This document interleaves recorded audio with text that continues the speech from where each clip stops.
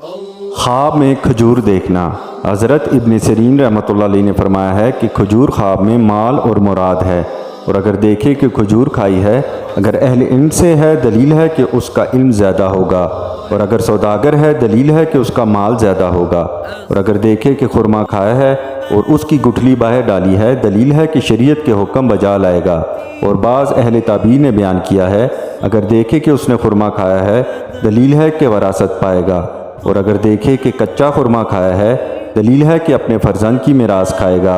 اور اگر دیکھے کہ اس کے گھر میں کھجور کا درخت ہے اور بہت پھل لگا ہوا ہے دلیل ہے کہ کسی بڑے آدمی کو ملے گا اور اس سے نفع پائے گا، اور اگر دیکھے کہ خرما کا درخت جڑ سے خشک ہو گیا ہے دلیل ہے کہ ان کے درمیان جدائی پڑے گی، اور اگر دیکھے کہ اس کے گھر میں کھجور خشک تھی اور وہ سبز ہو گئی ہے، اگر بیمار ہے تو شفا پائے گا، اور اگر دیکھے کہ کھجور کی جڑ کٹ گئی ہے دلیل ہے کہ کوئی اس کے کنبے سے بیمار ہوگا۔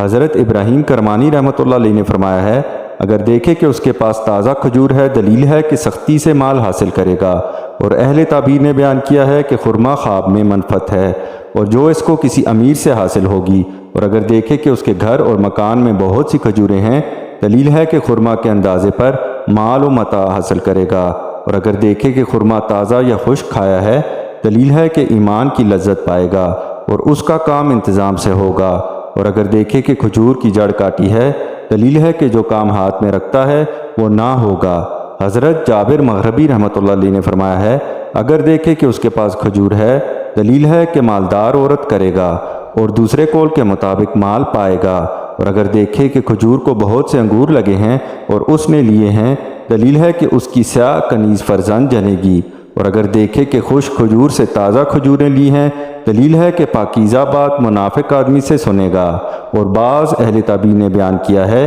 کہ جاہل آدمی سے فائدہ کی بات سنے گا، اور اگر صاحب خواب غمناک ہے تو غم سے نجات پائے گا۔ حضرت جعفر صادق رحمۃ اللہ علیہ نے فرمایا ہے کہ خواب میں خرما کا دیکھنا سخی رئیس کی طرف سے مال حلال ہے، اور خواب میں خوش خرما دین پاک اور مال حلال کی دلیل ہے، اور تازہ خرما آنکھ کی روشنی اور مال حلال اور نیک فرزند کی دلیل ہے۔